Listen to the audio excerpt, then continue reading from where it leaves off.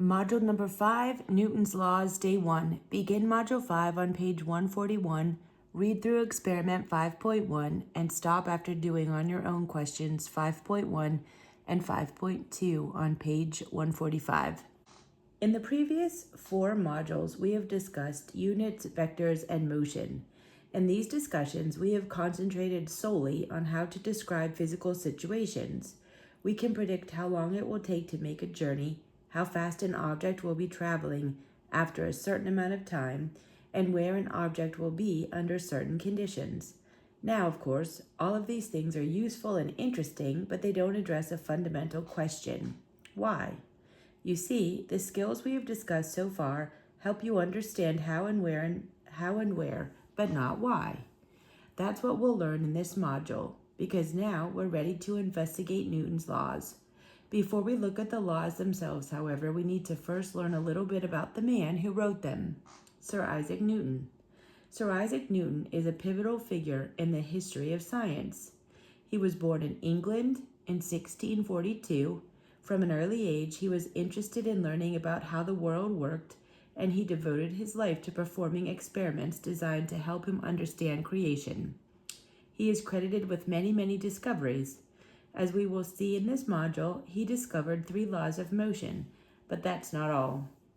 He developed a theory describing gravity. He did the famous prism experiment, which showed that white light is composed of many colors. And in order to help his scientific investigations, Newton developed a new kind of mathematics that we now call calculus. Amazingly enough, these 3 accomplishments were completed in less than 18 months. He also built the first reflecting telescope. Newton was knighted for his accomplishments by Queen Anne in 1705, and he died in 1727. Clearly, Sir Isaac Newton is a genius. Most physics books discuss this fact, but they do not tell the whole story. In fact, Newton was a devoutly religious man who spent as much time studying the Bible as he did studying science. As the Columbia History of the World says, at the end of his days, he spent more time studying and writing about the prophecies in the book of Daniel than he did in charting the heavens. Although not an Orthodox Christian, he rejected the Trinity and the divinity of Christ. He held to many standard Christian beliefs. Here is a good quote that sums up Newton's theological views. There is one God, the Father, ever-living, omnipresent, omniscient, almighty, the maker of heaven and earth, and one mediator between God and man, the man Christ Jesus. Sir Isaac Newton, Theological Manuscripts. As you can see, he clearly saw God as the almighty creator, and he saw Christ as the mediator between man and God. At the same time, however, he did not see Christ as divine.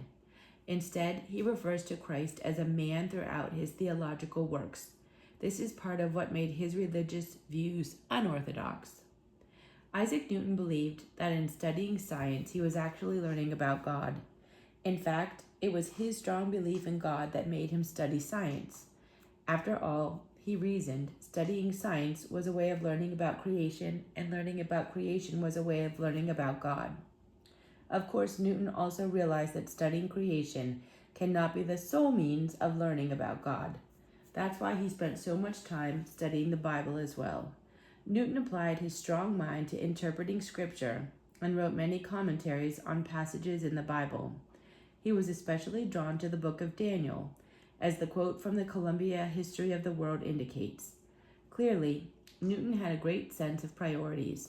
He recognized the importance of science, but he also realized that learning about God is even more important. Scientists today could learn a real lesson from this brilliant man. Newton's first law. Suppose you take a block of wood and slide it across the floor. It eventually comes to a halt, doesn't it? Once it stops, it will stay at rest until you push it again. Observations like this one led an early scientist named Aristotle to conclude that matter wants to be at rest, and it will stay at rest until acted on by some outside force.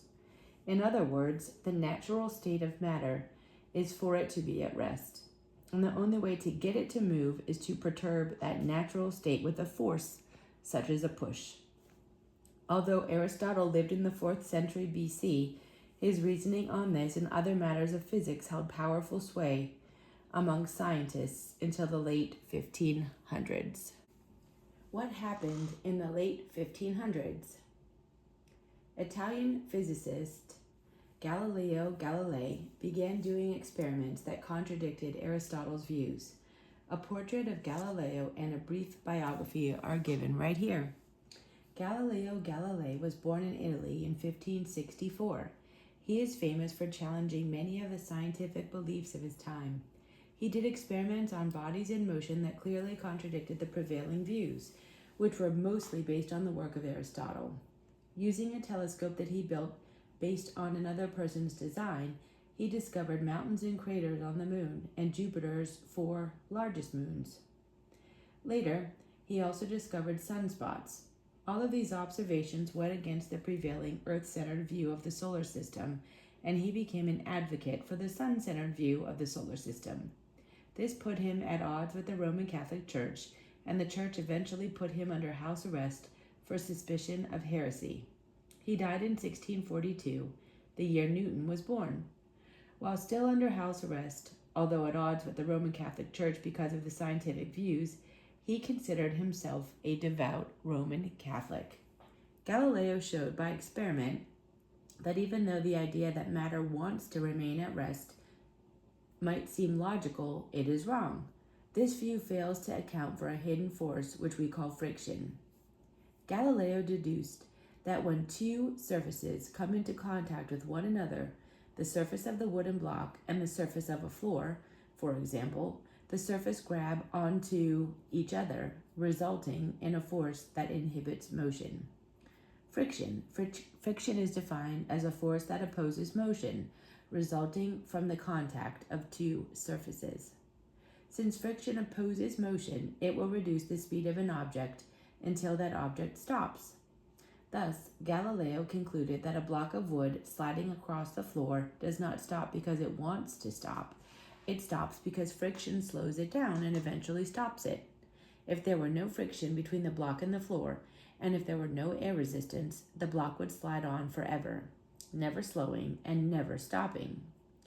Galileo's experiments and reasoning led Newton to his first law, which is often called the law of inertia.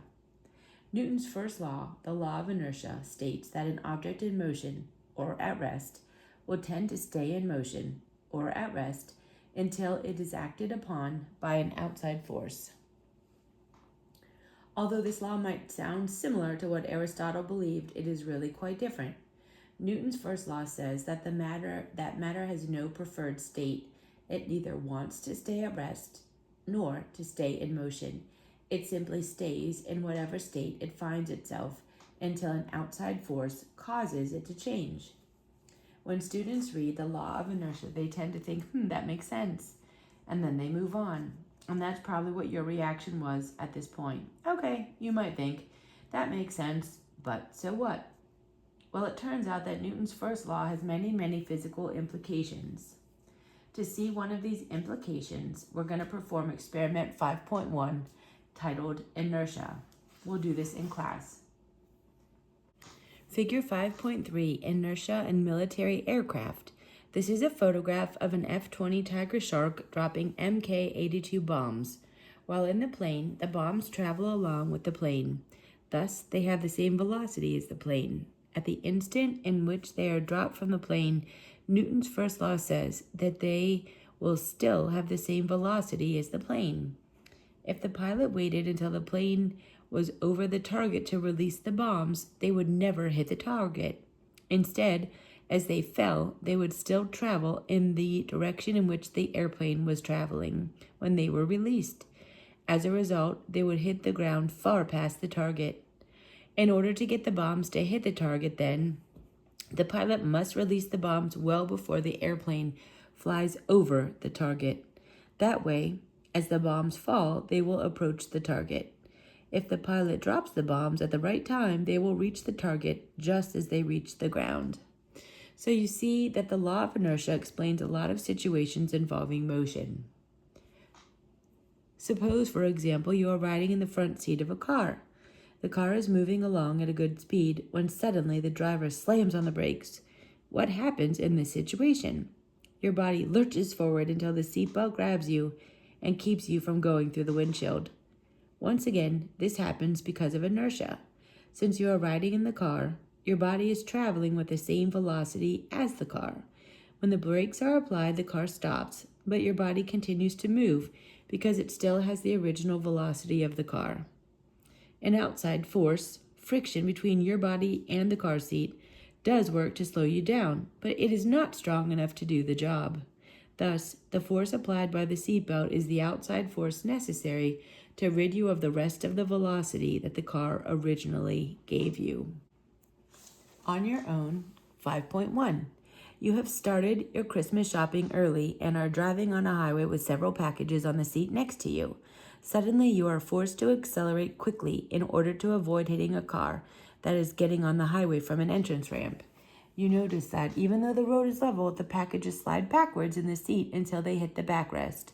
Why did the packages slide backwards when you accelerated forward? Well, while the car was traveling at a relatively constant velocity, the packages were simply moving along with the car at that same velocity. However, as the car began to accelerate quickly, the packages were still moving with the old velocity. In order for them to speed up, the law of inertia says that an outside force had to act on them. This outside force was the friction between the car seat and the packages. Unfortunately, the frictional force was not strong enough to change the velocity of the packages as soon as the car's velocity was changing. And as a result, the packages moved with a smaller velocity than the car. Thus, the car started moving ahead of the packages, making the packages look like they were moving backwards. Once the packages hit the back of the seat, a new force, which was the push from the seat, was added to the frictional force. And this provided just enough force to accelerate the packages as fast as the car so the packages stopped sliding. In principle, if the packages had been very heavy and the seat back had been weak, even the force of the seat back pushing on the packages would not have been enough to accelerate them. If that did happen, the seat back would have been broken down by the packages and they would have continued to slide backwards. And that's what inertia is all about. On your own 5.2, we all know that if you slide a block of wood on ice, it will travel much farther than it does on concrete. Use the law of inertia and the concept of friction to explain that. All right, when you slide a block of wood across any surface, the law of inertia says that it will continue to slide at the velocity you gave it until acted on by an outside force. The outside force that will slow the block down and eventually stop it is friction. Since friction opposes motion, the frictional force will work to remove all velocity from the wood. Well, the less friction that there is, the longer it will take for this to happen.